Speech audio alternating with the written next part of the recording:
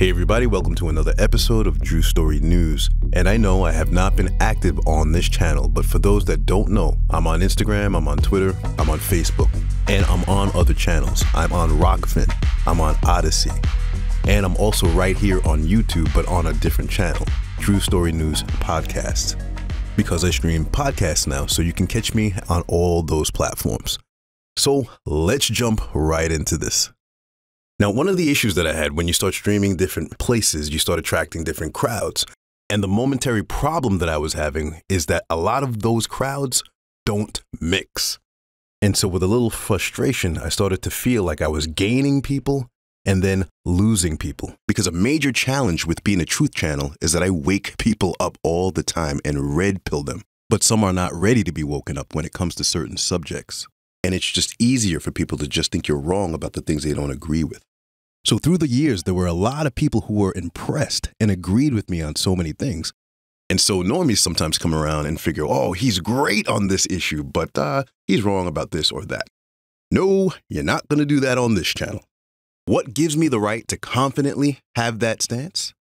Well, because there's a right way of thinking that I try to make sure that I'm consistent with, that most people unwittingly fail to do, because we're discouraged from that from very early on in life.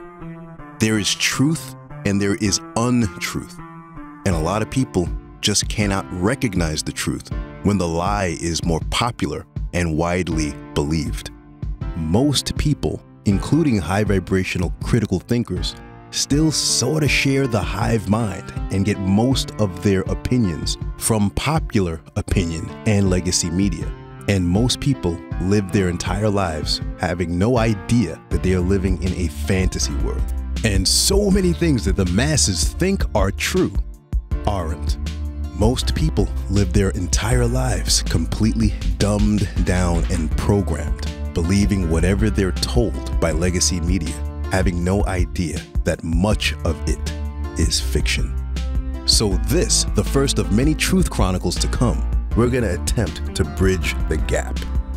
I'm not going to just regurgitate biased opinions at you.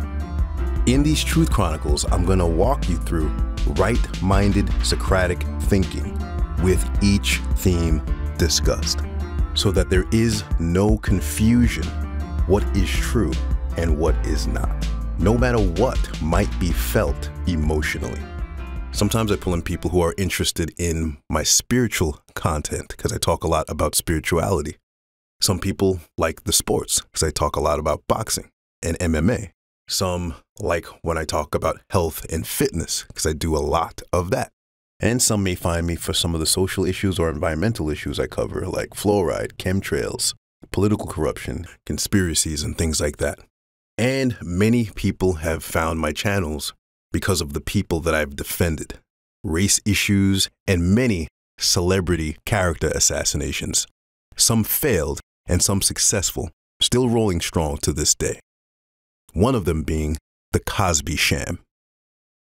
Now I'm going to begin this Truth Chronicle with a bold premise. You can believe emotionally that Bill Cosby is guilty. In fact, most people do. Truth be told, and I don't mean to be obnoxious, but just calling a spade, again, I'm just being honest. Most people are programmed into the same false narratives and run with popular opinion. And they don't ever really challenge the information they're spoon-fed from legacy media. Again, I am not trying to be intentionally cutting. I'm just speaking the unfortunate truth. And the forces of indoctrination are very formidable and advanced, so I understand. So yes, people can emotionally believe Bill Cosby is guilty because it's kind of hard not to with what they threw at us. But my premise is you cannot be an intellectual or a lawyer and still maintain that emotional opinion. Because when you actually learn the truth, you'll discover maintaining that opinion is not based on the facts, the evidence, or any knowledge of the law. It would be purely based on emotion and media lies and programming, just like everyone else. Period. End. Stop. Now, I'm going to do something that a lot of people just don't know how to do anymore. I'm going to prove what I'm saying. To prove this premise, I'm going to walk you through Socratic thinking. And I'll start by explaining how I first got interested in this story. And eventually, towards the end, I'm going to tell you, those of you in the spiritual communities, the truth communities, and everyone, why this too is very important. So let's begin. Setting things up, years ago at this point, I was a blogger, a recently deplatformed blogger. At the time, I was a little more naive and I didn't know what happened, but in retrospect, I think that it was strategically done. Because what happened was, I had a blog that wasn't my own. I was featured on a popular platform for bloggers. And I applied spirituality and Socratic right-minded thinking to everything I wrote about. I wrote about sports, I wrote about politics, I wrote about a variety of subjects.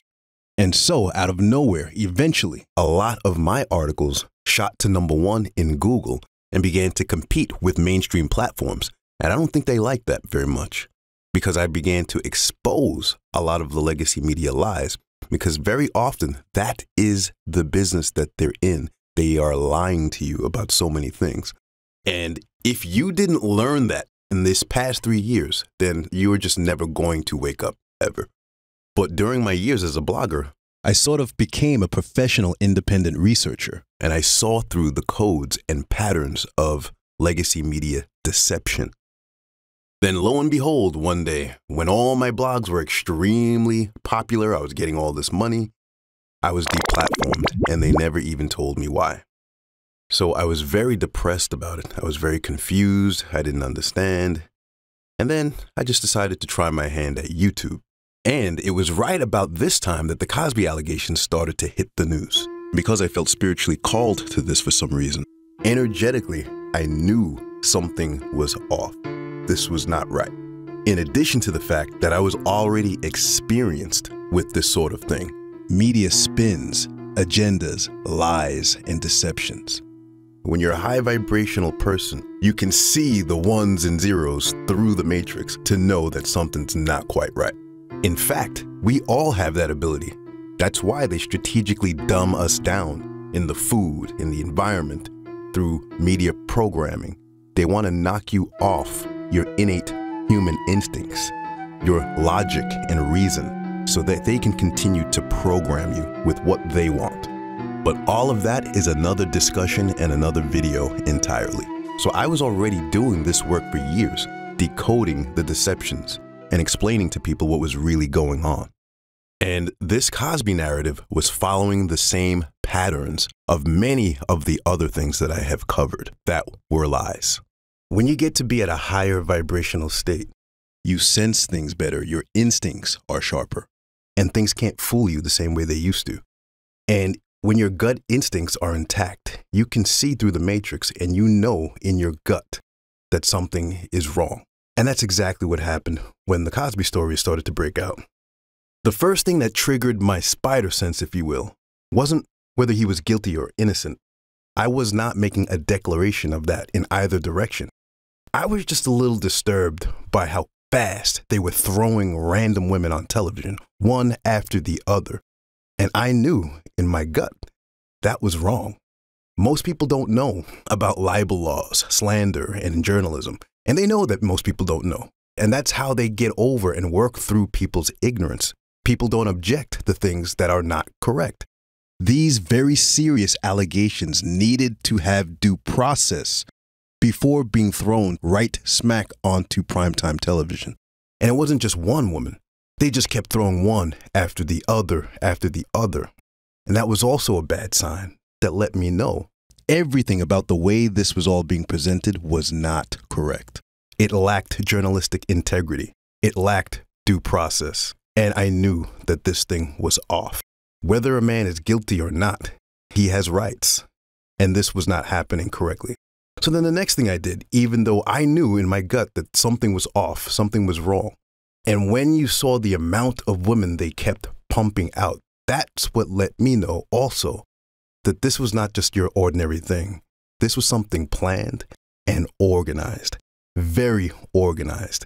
This wasn't just happenstance that all these women just started to pop out onto mainstream television. Behind the scenes, this was orchestrated.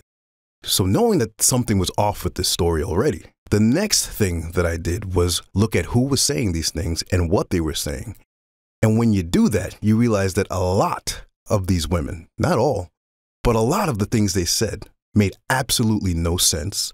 In many instances, the dates and times did not add up and were proven impossible due to many trip-up, slip-ups, and inconsistent statements that they backtracked on.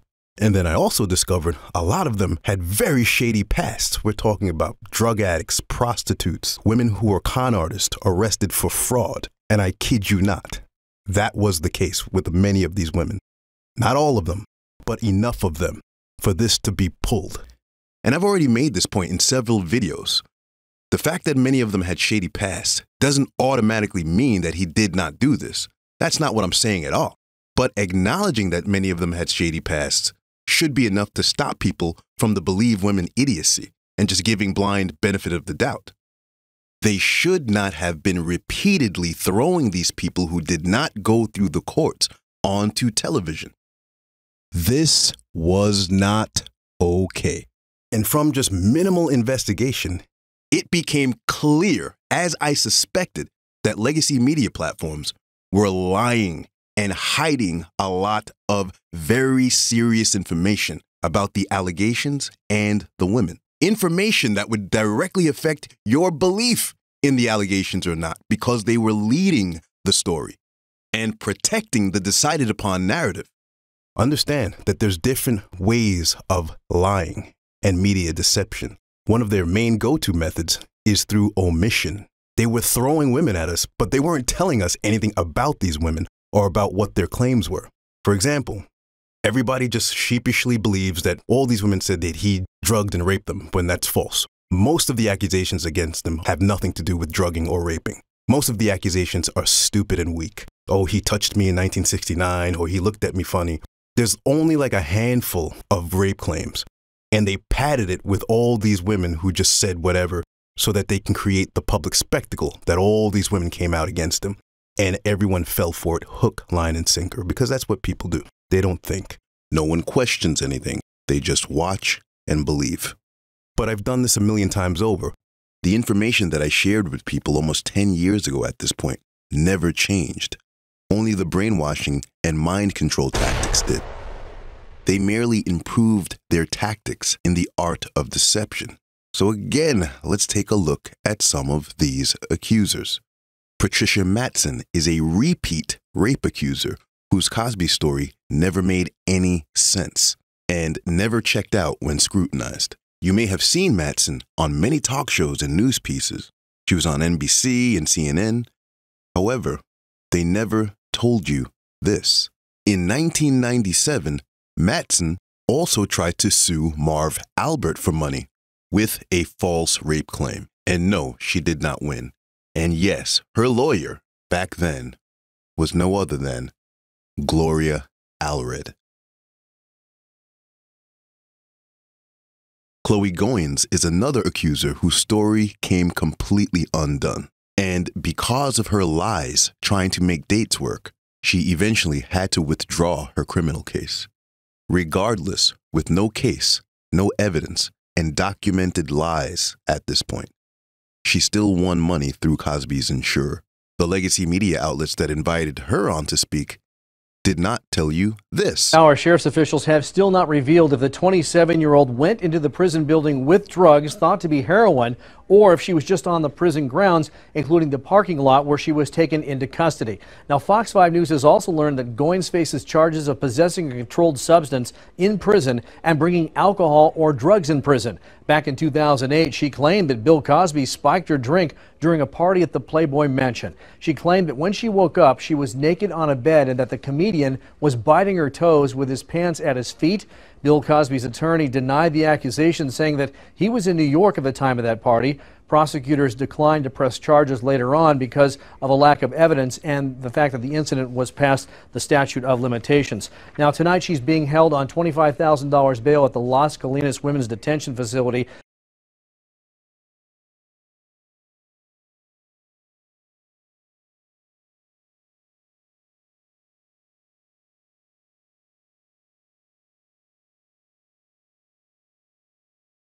And I've already done this many times over. I've made video after video exposing who some of these people are and the fact that they got busted. And now we're getting to why everyone should be concerned, whether you're interested in this story or not. With this case, the truth did not matter. Facts and evidence did not matter. This is just one example of many in which you are witnessing the corporatocracy in action and the power that the media has over the minds of the masses. Because it's so hard to tell people the truth these days, let me stop here and say again, I am not attacking rape victims, because you have a lot of these emotional sheep that believe whatever they're told on TV, and they run with it emotionally, and they don't know how to think critically, and they don't know how to talk like an adult about the evidence to verify if what they're hearing is the truth. And when people simply do just that, they are attacked by the mindless ideologues. But I'm not new to this sort of thing, and someone has got to do the work. Now, in earlier videos, I broke down one of the strategies that they use, and one of those strategies is to constantly keep rotating the women. It protects them from overexposure or scrutiny. It started with Barbara Bauman, and then quickly they kind of shift these people out. They don't let one stay in the public eye too long, and they keep rotating. That is a strategy because all of their stories fall apart when you give it due process. And in order to keep people from catching on or getting too familiar with one face saying one allegation, they push the person out and push somebody else up. And you already know the latest person up to bat has learned the lessons from the mistakes of the prior and cleaned up the story. That said, all those other women disappeared, and Victoria Valentino has suddenly become the most visible and vocal Cosby accuser. Even more so than the woman he was on trial for. So let's talk about the allegations of Victoria Valentino. They work as a team, and Victoria Valentino is speaking to the public mostly because she is not in court for anything, so she can avoid due process. And so her story does not get scrutinized. The people who are pursuing lawsuits have to lay low. Following the same codes and patterns, mainstream platforms completely avoid asking questions, providing details, or giving dates or times. Why? Because questions or dates and times are their kryptonite. Their stories fall apart and run into big problems every time. Now, I'm about to drop a bomb and tell you something that you're never going to hear on a mainstream platform, because their job is part of an agenda and they're going to help her out and cover for her. But her original story that she went to the media with, that they've since scraped, but don't worry, I have it, was that she was grieving the death of her son. She just happened to be grieving the death of her son. And she met Bill Cosby with a friend for a possible role in I Spy. The problem? She claimed the encounter took place in 1969. I Spy was no longer on the air. It stopped running in 1968. It's all right here in this digital news archive. Victoria Valentino and Bill Cosby first met in 1969 through a friend familiar to both. It happened 3 months after the death of her son. The plan was to get a role in Bill Cosby's show, I Spy. But again, according to her dates, her times, and her story, I Spy was no longer on the air when she met him. And of course, no one from legacy media questioned her about any of this, including the highly intelligent, esteemed documentarian, Kamau Bell, who featured her in the latest documentary that received an Emmy nomination. Nothing gets past that guy. So, what probably happened when she, Gloria Allred, and her cohorts realized the goof, they simply stopped mentioning that. Now, of course, a lot of biased, programmed normies and emotional ideologues are going to go through great lengths to make excuses for her and over 60 women. And they'll do it even if they begin to realize they have to do it for every single one. They cannot break the programming. These omissions of details is something the critical thinker cannot ignore when listening to an accusation that needs due process. What's important to remember is that all of these allegations seem to fall apart as soon as they commit to dates and times. And even when they don't commit to dates and times, which the ones on the media circuits carefully never do, they still sound strange and weak. And lawyers know subconsciously, whether they admit it or not, that these allegations would never win in court or prove guilt beyond a reasonable doubt. But on our beloved legacy media platforms, they're never held to task or questioned. Their stories are just believed and pushed through to us as fact. And now that I have respectfully set things up, let's talk facts, logic, reason, Socratic ways of thinking, and the law. There are some Latin maxims that are the foundation of modern law. One of them is falsus in uno, falsus in omnibus. And that means false in one thing, false in everything. That means if one part of your story is off, incorrect, or just something's wrong with it, we have to throw out the whole thing. And there's a reason why that is a Latin maxim. It's not something an old man with a wig just made up because he thought it'd be good for law. It was wisdom learned from hundreds of years of law and hanging innocent people. Through hundreds of years of seeing patterns and practicing law, we learned that truth is usually consistent. But when the accuser is not consistent, that is usually a telltale sign of deception. Inconsistencies and things that don't add up is always the pattern consistent with deception. Falsus in uno, falsus in omnibus.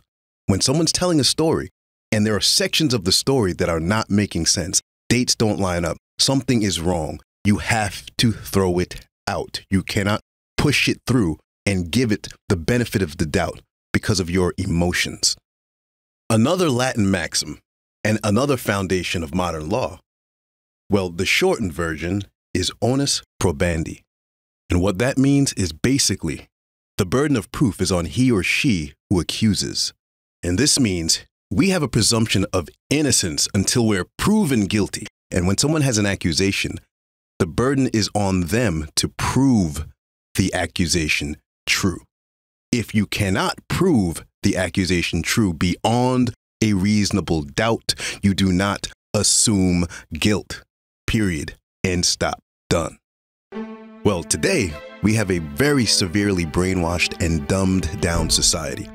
We had a hashtag movement that told us to just believe folks, believe women, just because they're women, because they don't lie. We have media programming and shaping the narrative, deliberately omitting information to control and manipulate public opinion. And we have indoctrinated, unenlightened people, some with huge platforms, spreading the lies and propaganda.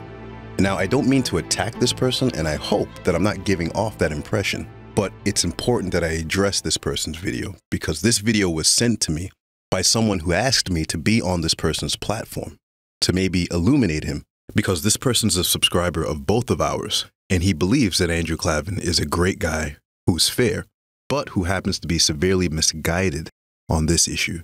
And so he thought it'd be a great idea and a great conversation if I were to be on his show. But he actually didn't respond to the person that was trying to make the introduction. So I'm going to do it this way. And again, this is not to attack this person because he's not alone. Everybody thinks like he does. But energetically, he was brought to me by someone, so I feel that it's meant to be that I address his content. So last week, I forced myself finally to watch a 4-part documentary called We Need to Talk about Cosby. It wasn't easy. I'll tell you why in a second. But the doc was released 2022 on Showtime. It's made by comedian W. Kamau Bell. And it tells the story of Cosby's career and his alleged serial rapes of women and gets reactions from various people, most of them kind of woke leftist black Americans. Not all of them, but most of them woke leftist black Americans. And I call my reaction one man's Cosby. And to begin with, let me say Cosby was convicted of 3 counts of aggravated indecent assault against one woman. A lot of the women's, statute of limitations had run out, but he was accused by around 60 women who said they drugged and raped them. He was released from prison.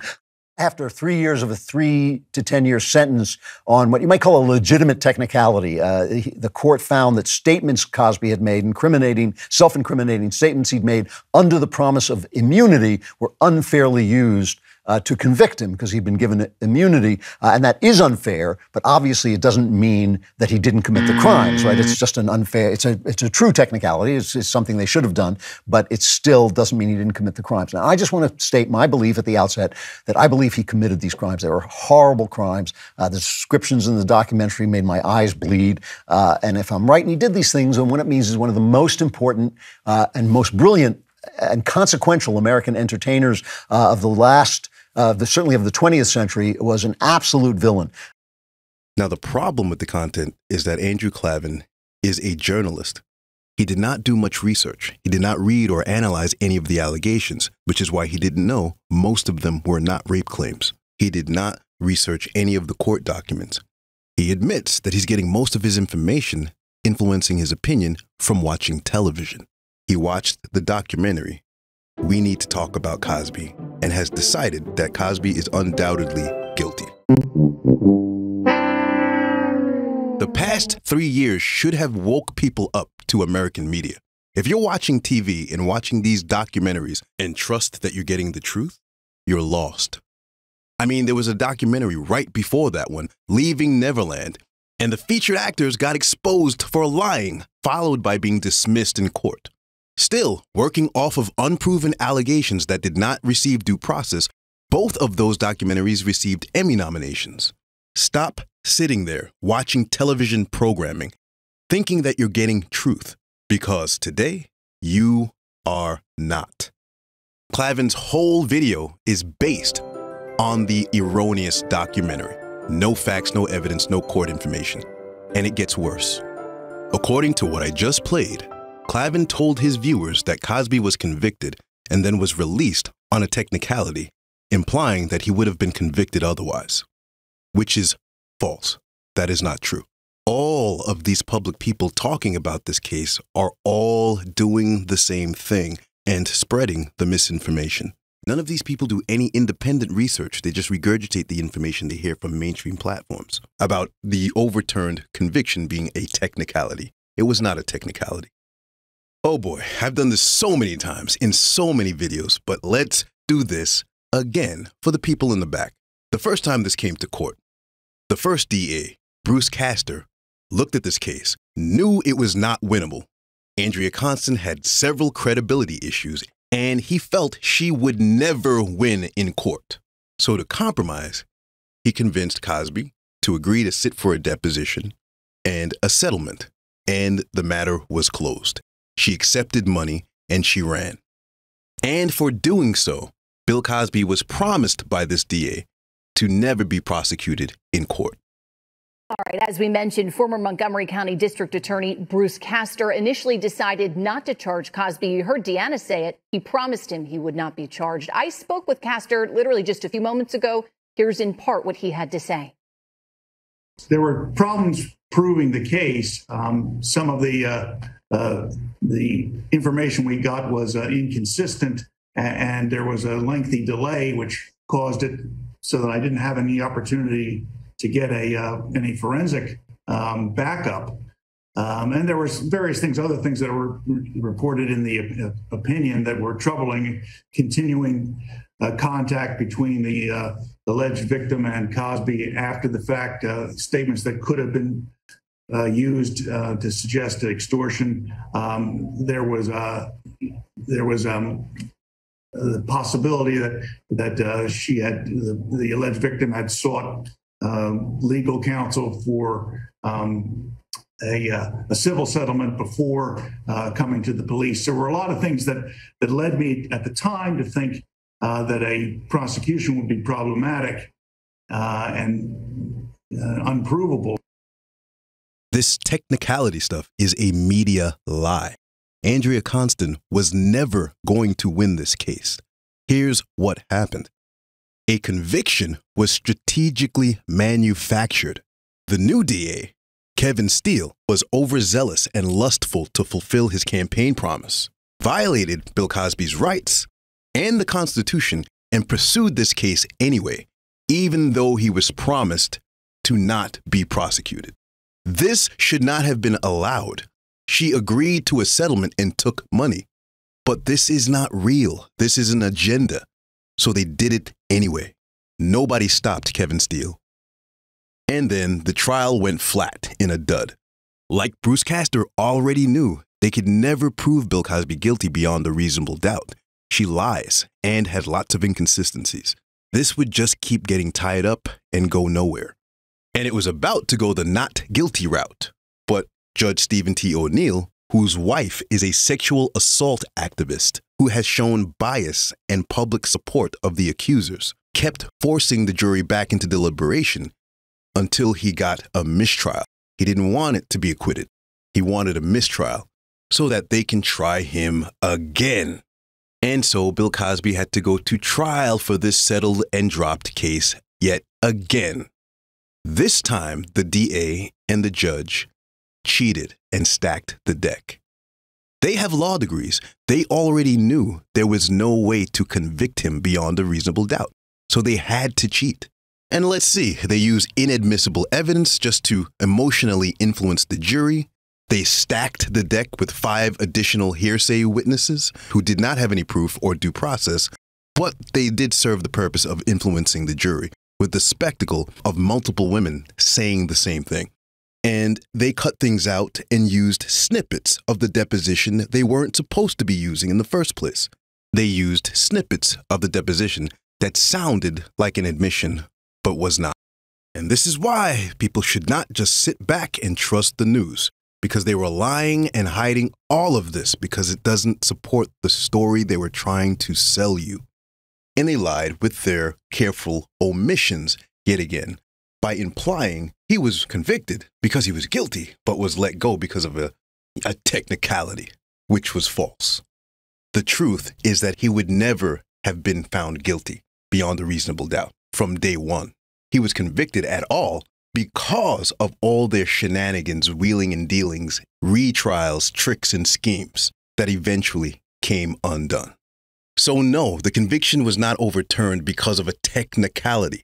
It was overturned because of prosecutorial misconduct. End stop. So when this journalist is telling his followers, well, he got released on a technicality, but, that doesn't mean he didn't do it. That is also wrong-minded thinking. Again, the burden of proof is on he who accuses. If you did not prove someone guilty beyond a reasonable doubt, you don't still assume that he might be guilty.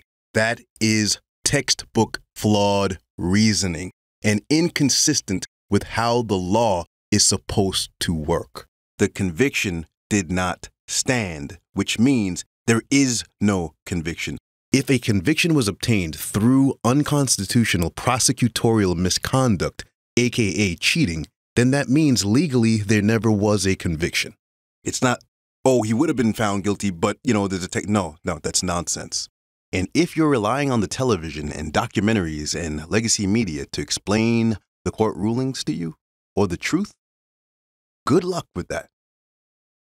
It's our position, Your Honor, that even if for some reason this court finds that the evidence, the prior bad act evidence was not admissible, I would submit that any error was harmless in light of the overwhelming evidence. We had Andrea Constand's testimony that the defendant provided her intoxicants, that those pills rendered her incapable of consenting, that she was incapacitated, that the defendant penetrated her vagina with his fingers. He put her hand on his penis and masturbated himself, and he fondled her breasts. If that's true, why'd you need the 5 witnesses? Well, Your Honor, there's a difference. This was our... Now back to why this is important. Because a lot of people in the spiritual communities or the truth communities may not understand why I champion this issue. People meant to change the system sometimes use examples. And this case shows you how the machine works. It shows you how easy it is to lead people to bind their energy to evil. It shows you how brainwashed and indoctrinated the masses are. And how easily they collectively believe the same things they are led to believe. It's showing you the dangerous power the media has over the minds of the masses. It's showing you the inability for the average person to use simple logic and reason to guide themselves to the truth. This dangerous power needs to be fought and resisted. They can do this to anyone. They can tell you what is real, what is fake, what is truth and what is not truth, whether they are vibrating in truth or not. And that is not okay.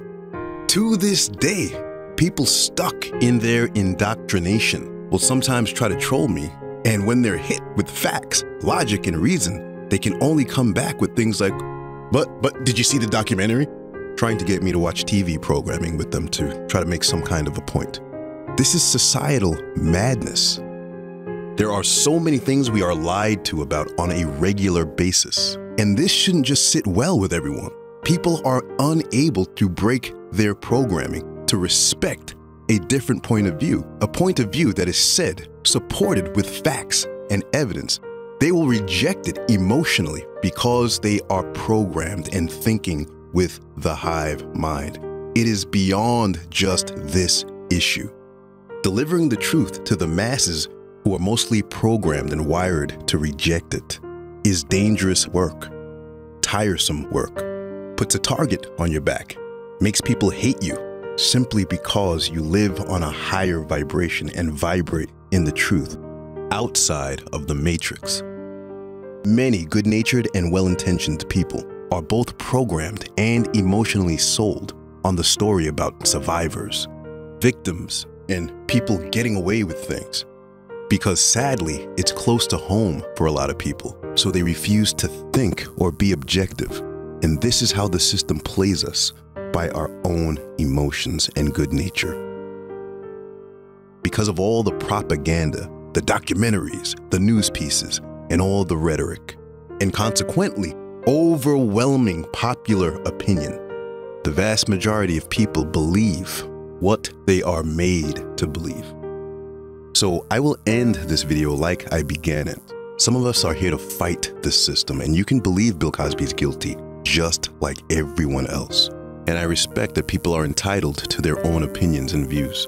But my initial premise still stands. You can believe him to be guilty if that's just your personal opinion, but you cannot do so as a journalist or a lawyer or an intellectual with the facts, evidence, or truth on your side, because it is not.